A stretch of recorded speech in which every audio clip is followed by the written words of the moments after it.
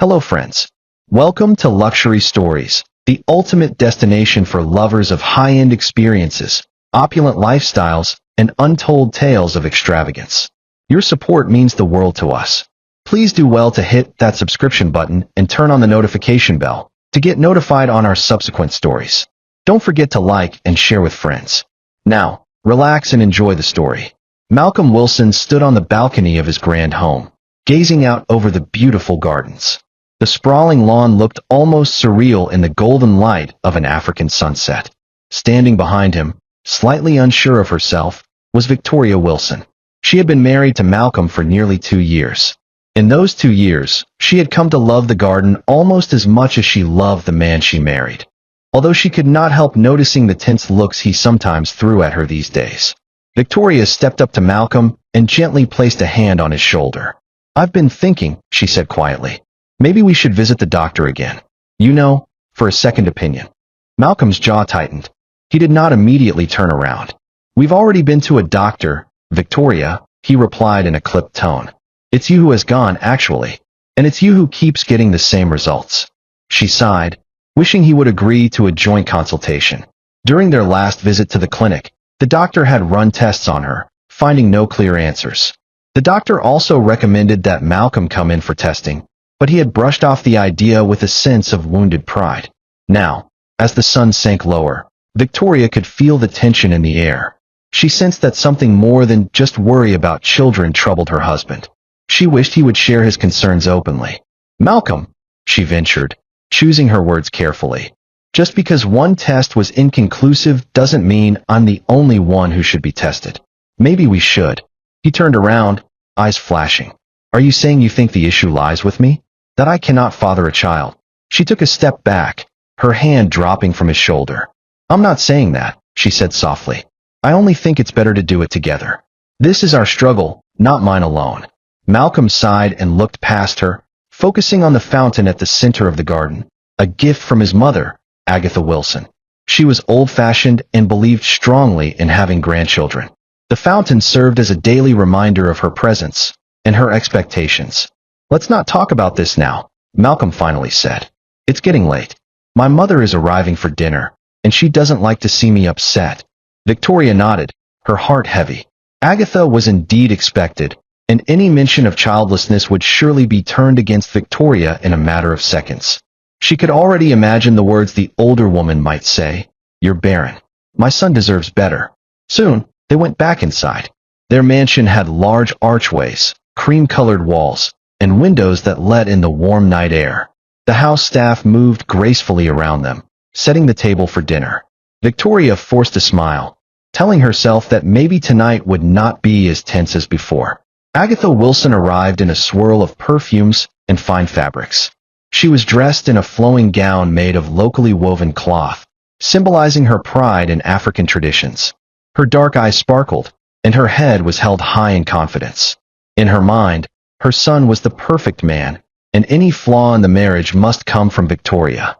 "My dear boy," Agatha cooed, greeting Malcolm with a tight hug. She gave Victoria a cursory glance, more out of politeness than warmth. "I hope you're both well." "Yes, Mother," Malcolm said. "Dinner is ready. Shall we?" They moved to the dining room, where an impressive meal awaited. Agatha's eyes lingered on Victoria for a moment before taking her seat. She smiled coldly as they began to eat. Halfway through dinner, Agatha wiped her mouth and addressed Victoria directly. "So, dear, have you any news for me yet? I've been waiting quite a while to hear there's a grandchild on the way." Victoria set down her fork. Malcolm's expression hardened, but he stayed silent.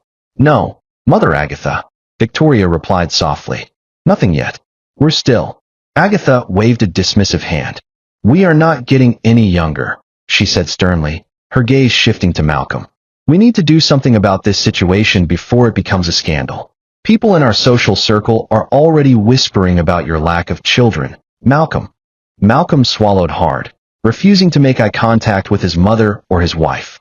Victoria reached for his hand under the table, but he pulled away. The rest of dinner passed in tense silence. Later that night, as Agatha retired to a guest room and Victoria readied herself for bed, she thought about how much she loved Malcolm. She wanted a family with him, but she also wanted a husband who saw her as more than just a vessel for children. She curled up under the covers, hoping that tomorrow might be kinder. On the other side of the bed, Malcolm lay awake, staring at the ceiling. He seemed lost in regret, confusion, or perhaps something deeper that Victoria could only guess. In that moment, a wedge formed that neither of them could fully ignore. The blossoming love that once filled their marriage now shared space with a looming tension that threatened to break them apart.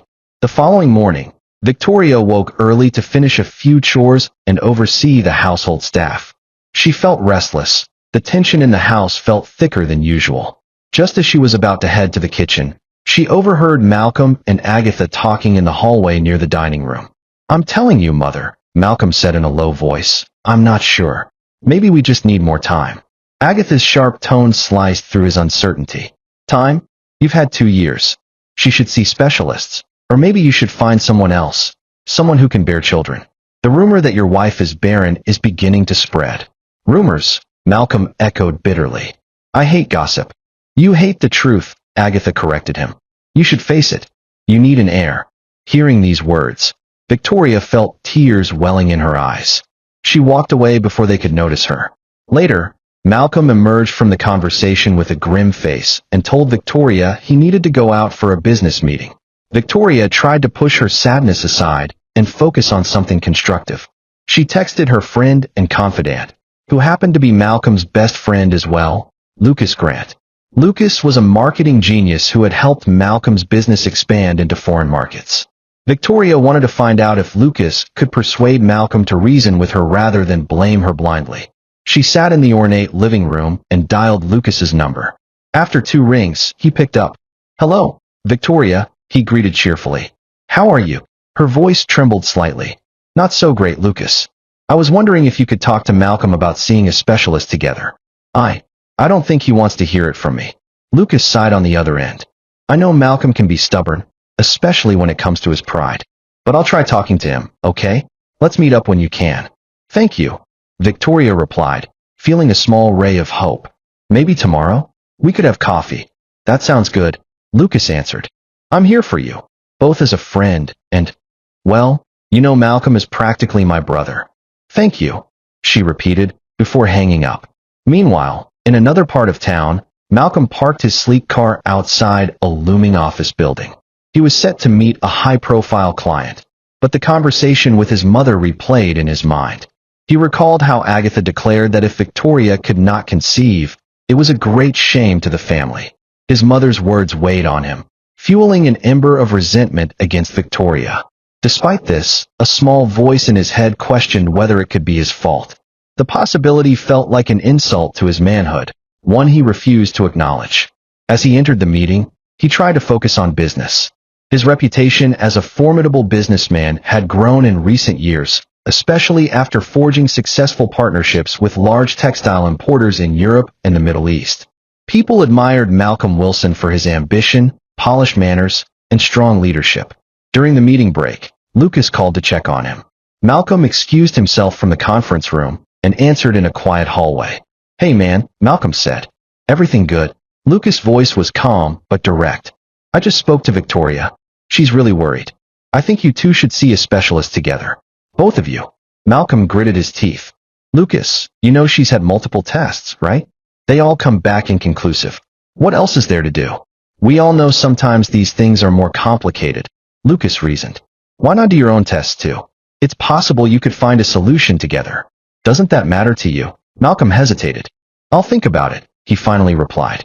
He ended the call abruptly, feeling defensive. His mother's voice was louder in his head than the common sense Lucas was offering. When Malcolm returned home that evening, he avoided Victoria, claiming he was exhausted from meetings. She tried to talk to him, but he barely responded. At bedtime, they lay back to back, a cold distance between them. Outside, the house was quiet. Inside, each harbored doubts and sorrows that would soon lead to a reckoning. Days turned into weeks, and Victoria continued to hope that Malcolm would come around. However, Agatha was unrelenting, telling her son that he was a fool if he allowed a barren wife to stay in the family home indefinitely. Slowly but surely, the mother's words began to erode any remaining sympathy Malcolm might have had. One afternoon, Agatha decided to invite all the extended relatives for a dinner at Malcolm's mansion. She wanted everyone present to see that Victoria was at fault for the couple's lack of children. The large dining room was filled with relatives, some of whom Victoria barely knew. They asked her nosy questions. "So, Victoria, any special announcement tonight? When are we going to meet your child? Are you sure you're not keeping any secrets?" She smiled politely, each question striking like a pinprick. Malcolm watched her with a stern expression, arms folded.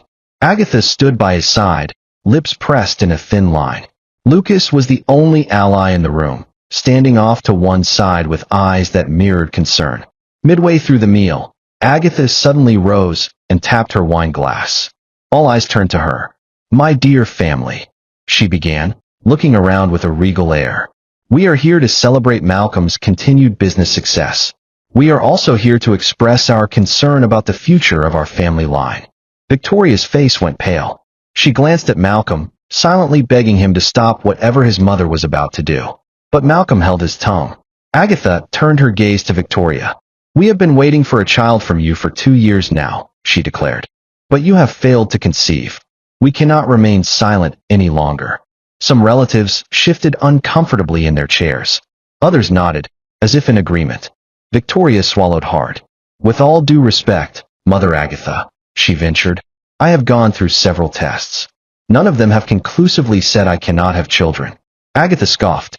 "Oh, so the doctors are lying, or incompetent, perhaps? We all know it is your responsibility to bring a child into this family. And you have failed." Victoria turned desperately to Malcolm, hoping he would intervene. His expression was stony.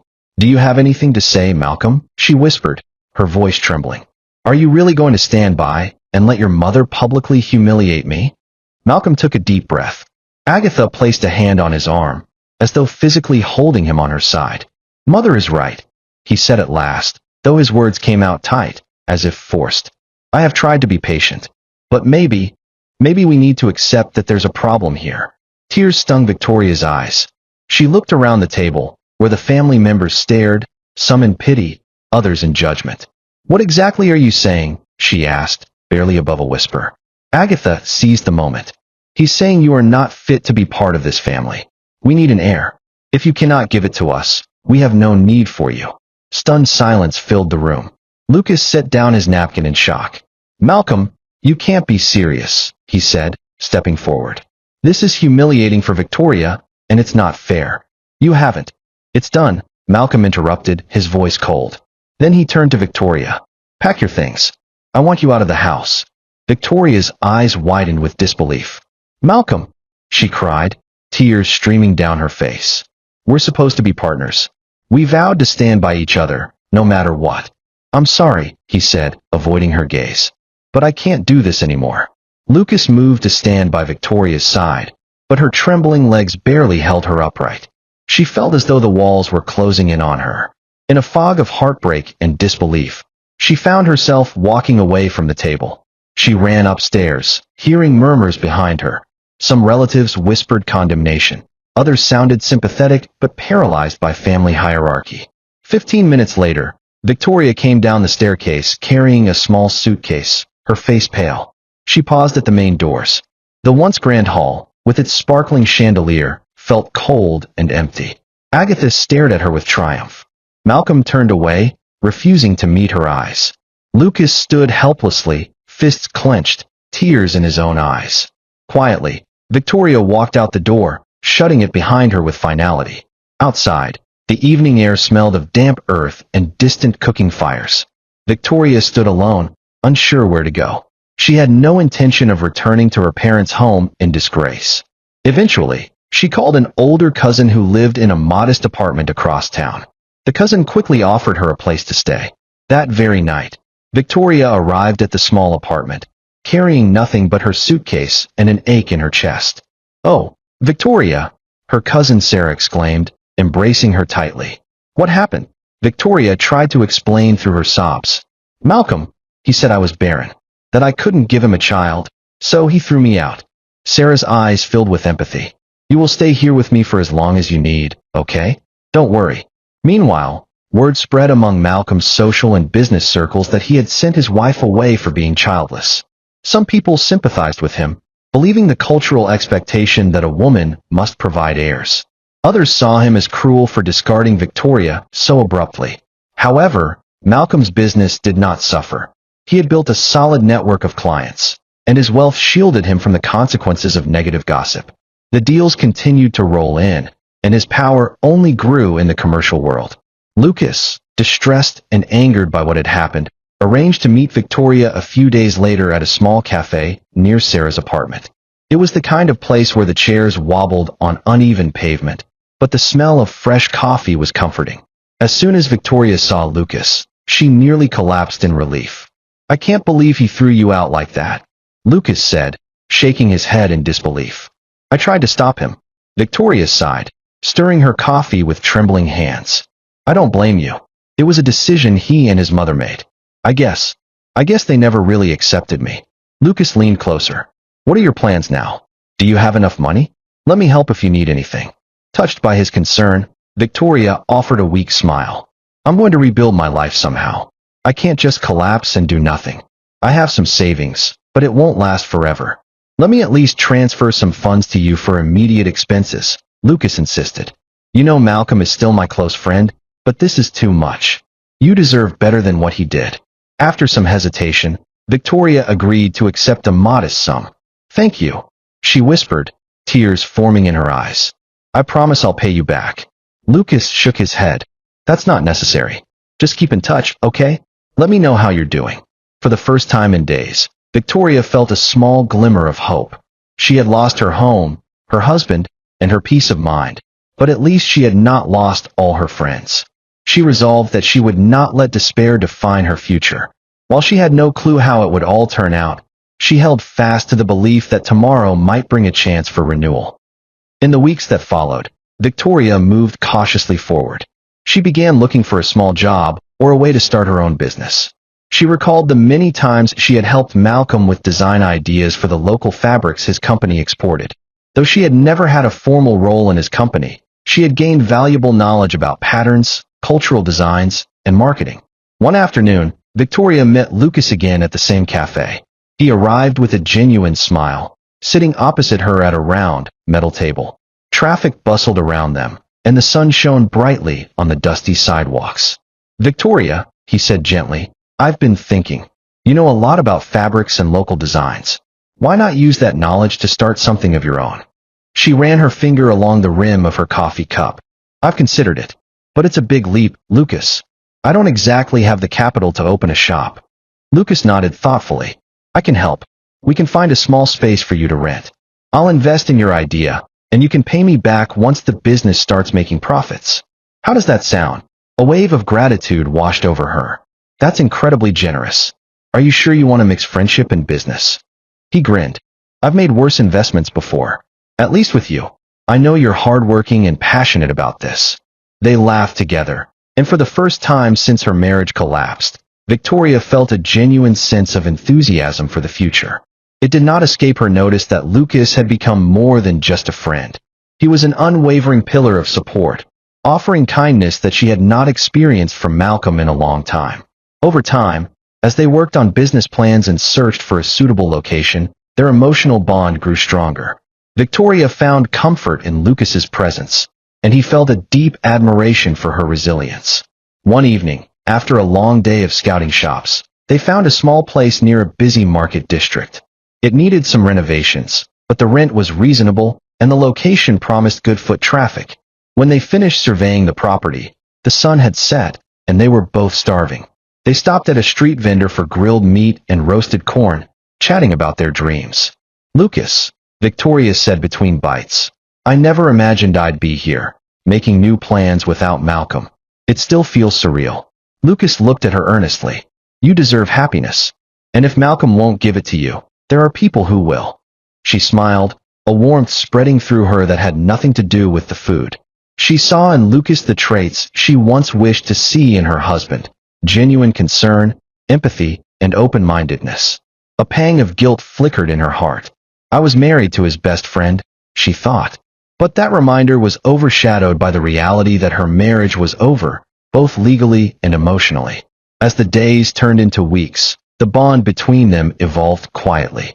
Lucas never pushed her, never crossed boundaries she was not ready for, but he was there for her in every way that counted. And then, one morning, Victoria woke up feeling unwell. She spent the day nauseated, unable to keep food down. By late evening, she decided to go to a clinic near Sarah's apartment. There, a gentle nurse performed a simple test. The result left Victoria stunned. She was pregnant.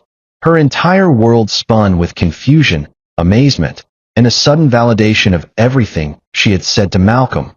I am not barren. Unable to contain her emotions, she immediately called Lucas, who came over at once. When he arrived, she pressed her trembling hands to her cheeks and whispered, I'm pregnant.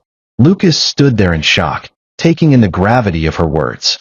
Pregnant, he repeated softly, and then a slow, cautious smile spread across his face. That's wonderful news, Victoria. I mean, it confirms everything we suspected, that you're able to conceive. And is it mine? Her eyes filled with tears, and she nodded. Yes, it has to be yours. Malcolm and I hadn't been close for quite some time. Lucas wrapped her in a gentle hug. We'll figure this out, he murmured. I promise we will. In that moment, all the pain she had endured felt distant. She was not barren. She was not inadequate. She was a woman who had been wronged. But now, life had opened a door she never thought she would see. While Victoria was still coming to terms with her pregnancy, she and Lucas quietly continued to set up her small fabric boutique. The store, which she named Grace Designs, opened in a modest but busy marketplace, featuring colorful prints, textiles, and accessories that reflected local artistry. Word spread that Victoria, a woman once deemed barren and cast aside by her wealthy husband, was now pregnant and starting her own enterprise. Curious shoppers came in, some out of genuine interest, and others out of sheer curiosity. The general consensus was admiration. Victoria had emerged from a humiliating experience, but was forging ahead bravely. Social media posts soon popped up, telling her story. A wife kicked out for being barren, now runs a beautiful fabric shop. Pregnant too. The story went viral, with people flocking to Grace Designs to buy products and snap pictures with the courageous woman who had defied the odds. Bloggers wrote articles praising her resilience, and local news outlets even mentioned her in brief stories. Within a month, Grace Designs saw such success that Victoria found herself needing to hire extra help. During all this, Malcolm was also making headlines, but for his business achievements. He had just sealed another major deal with an international textile distributor. His face was plastered on billboards and in business magazines. Despite the viral posts about Victoria, Malcolm's enterprise remained untouched in terms of sales and reputation. Investors saw no reason to pull out. The brand had become too large and too established to be significantly damaged by personal gossip. However, behind closed doors, Malcolm could not ignore the chatter. When he scrolled through social media, he saw images of Victoria smiling in front of her shop, sporting a slight baby bump. Comments from thousands of viewers praised her for moving on. One comment, in particular, stung him. She wasn't the one with the problem, after all. Late at night, Malcolm found himself sitting in his dimly lit living room, staring at his phone. He noticed an especially viral post from a local influencer, featuring a bright photo of Victoria. The influencer had written a simple, pointed caption. Sometimes, we point fingers at the wrong person. Isn't it ironic that she's expecting now? His chest felt tight. The possibility that he might have been the one with fertility issues loomed like a storm cloud in his mind. He had never gone for tests, always assuming, along with his mother, that Victoria was the problem. Each time that thought surfaced, he squashed it down with anger. She betrayed me, he would tell himself. She left with my best friend. And yet, he knew deep inside that he had forced her out. Meanwhile, Lucas stood by Victoria through all the publicity. He helped her manage orders, connect with suppliers, and deal with the sudden media interest. The two of them shared a quiet happiness that overshadowed the lingering guilt of how they had first bonded while she was still technically married. Yet, their hearts were at peace, believing they had come together only after her marriage had truly died. It seemed that every day, more people flocked to Grace Designs, drawn by curiosity or a desire to support a woman who stood up for herself. While not everyone approved of her relationship with Lucas, some called her disloyal to Malcolm. The general sentiment was in her favor.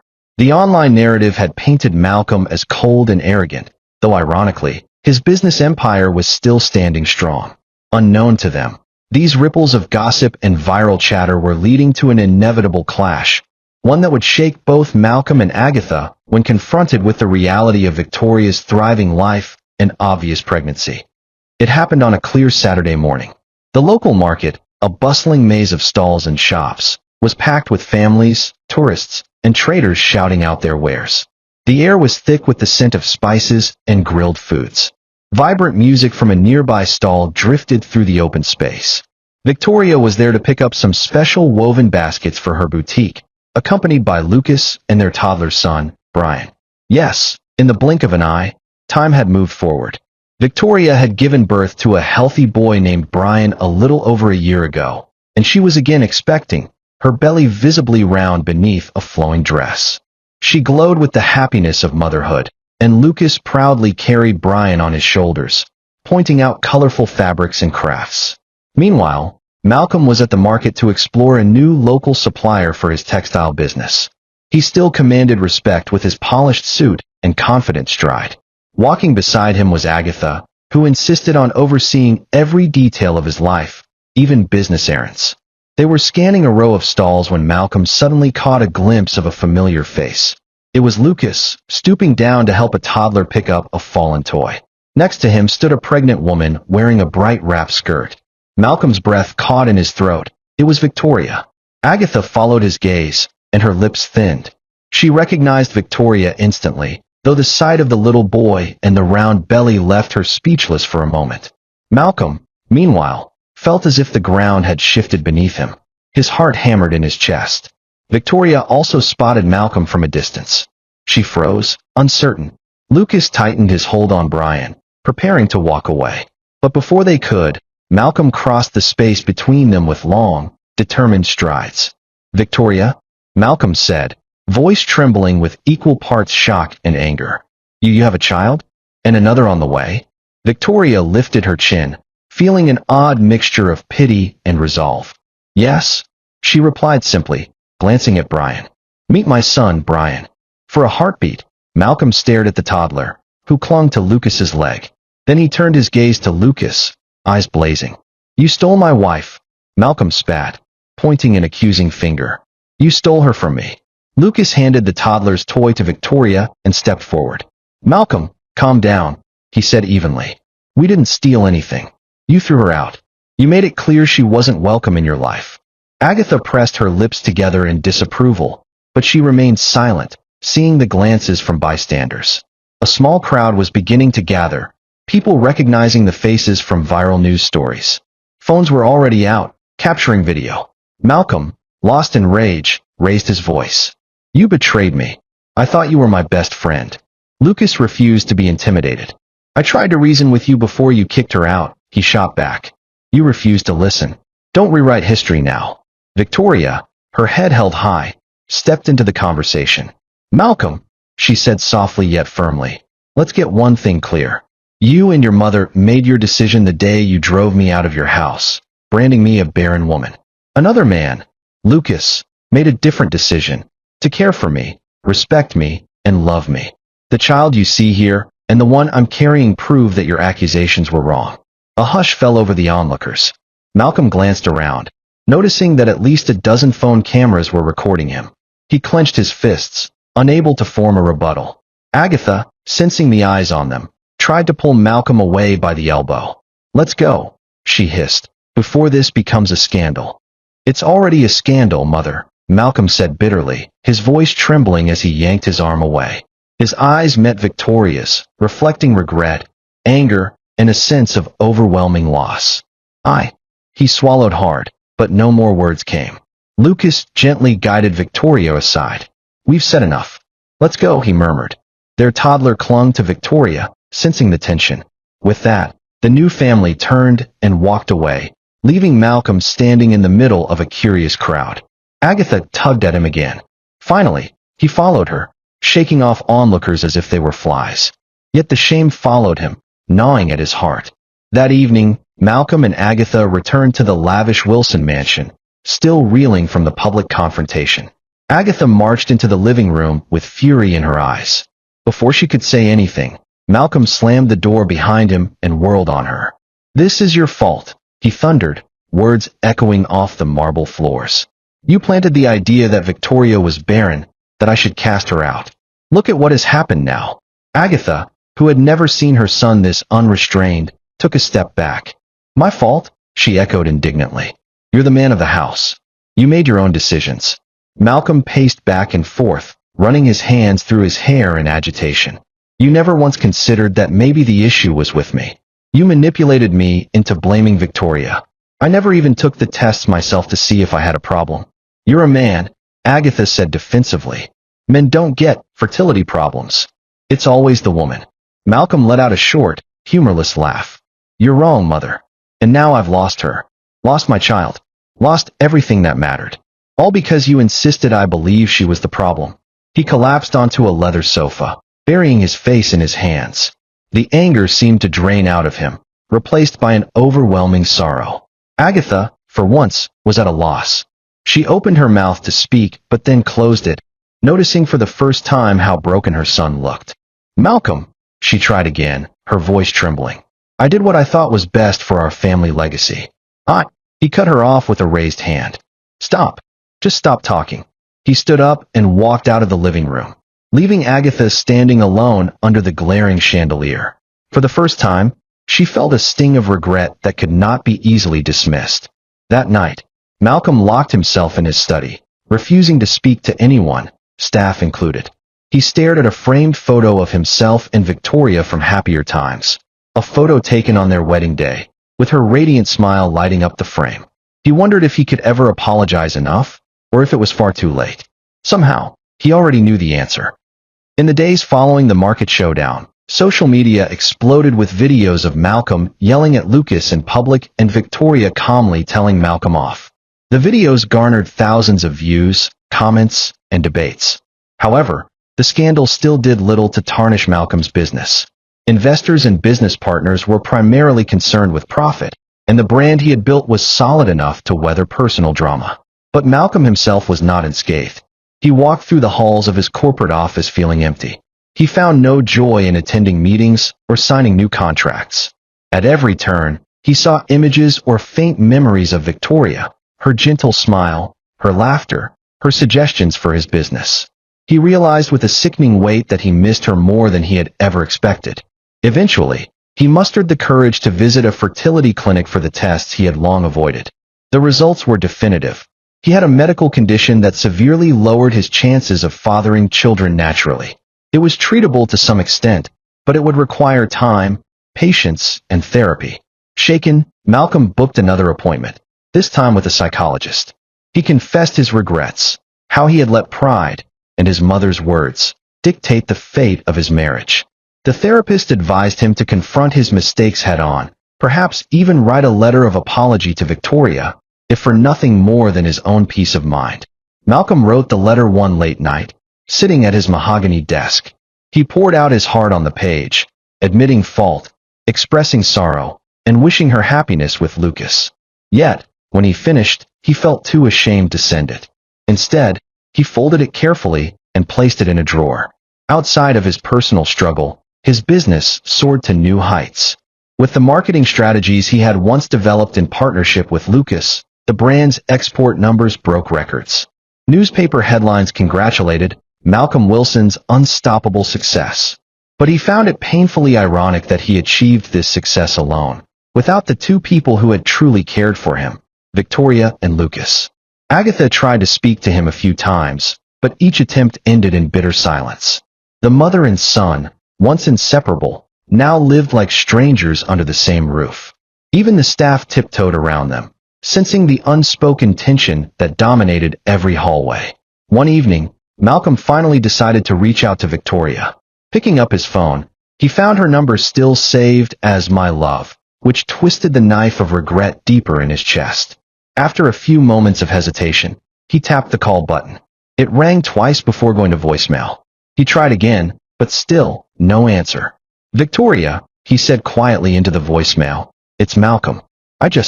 I wanted to say I'm sorry. I know that's not enough. But if you ever want to talk, Please call me."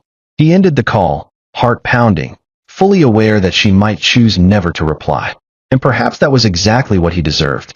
Time marched onward, and so did Victoria's life with Lucas. Their boutique, Grace Designs, continued to flourish, attracting not only local customers, but also international buyers who were intrigued by the story behind the brand. Lucas used his marketing expertise to set up online platforms, and soon they were shipping select items overseas. By now, Brian was a cheerful toddler who loved to run around the boutique, and Victoria was heavily pregnant with her second child.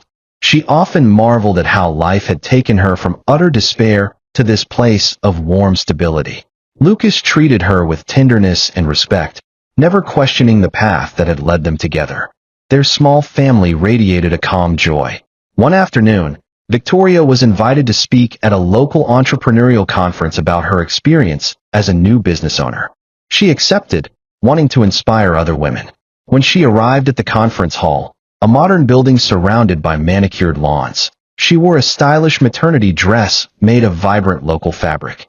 She was nervous, but Lucas stood beside her, offering silent support. The event began, and Victoria was called to the stage, along with other entrepreneurs who had unique backstories. She spoke about how Grace Designs emerged from her passion for fabrics and cultural designs. She touched briefly on how personal trials could become stepping stones, mentioning that she faced what felt like insurmountable challenges, but found solace in hard work and supportive people. In the audience, unbeknownst to her, sat Malcolm. He had been invited by a business associate who helped fund the conference. He listened from a few rows back, staring at the woman he once called his wife. She looked poised and glowing, her belly a testament to the life she had created without him. When the talk ended, the audience applauded warmly. Victoria stepped off stage, smiling as Lucas greeted her with a hug. That was when she finally saw Malcolm, standing off to one side near a tall window. Her stomach lurched, but she reminded herself how far she had come. Gently, she told Lucas to give her a moment, then approached Malcolm. They locked eyes, the noise of the conference fading into the background. "Victoria," he began, voice shaking. I'm sorry. I've tried calling you." "I've been busy," she replied calmly, placing a protective hand on her baby bump. "How are you?" Malcolm swallowed hard. "Not well, but I'm seeing a doctor. And I want you to know I've learned the truth about my condition." He paused, searching her face. "I know I blamed you wrongly. I regret it every single day." A part of Victoria felt pity, remembering the man she once loved. But she also felt resolute, knowing she had closed that chapter. "I accept your apology, Malcolm," she said gently. "But you made your choice, and so did I. My life is with Lucas and our children now." Malcolm blinked back tears. "I understand," he whispered. I hope you're happy." "I am," she replied. And she meant it. "I wish you well, truly." They stood there for a moment, an invisible line drawn between their past and present. In that silence, the final remnants of their broken marriage drifted away. Victoria gave him a respectful nod and turned back toward Lucas, who was waiting by the stage with Brian in his arms. Malcolm watched her go, feeling a stab of loss. But a strange sense of relief also washed over him. He was free now, free to confront his failures, seek his own path to healing, and possibly find a life not defined by his mother's expectations. His business might remain as strong as ever, but he knew that money and fame would never replace the family he had sacrificed. That realization, while painful, was part of his journey forward. As for Victoria, she and Lucas left the conference hand in hand, their toddler skipping happily beside them. Whatever challenges lay ahead, she felt certain that their family bond would carry them through. After all, she had already survived the storm. She was ready to embrace every new sunrise with hope, grateful that what had once been her deepest sorrow had paved the way for her greatest joys. Thanks for watching. If you find this story interesting, do well to hit the subscription button and turn on the notification bell for our subsequent stories. Don't forget to like and share this video to others. See you in our next story.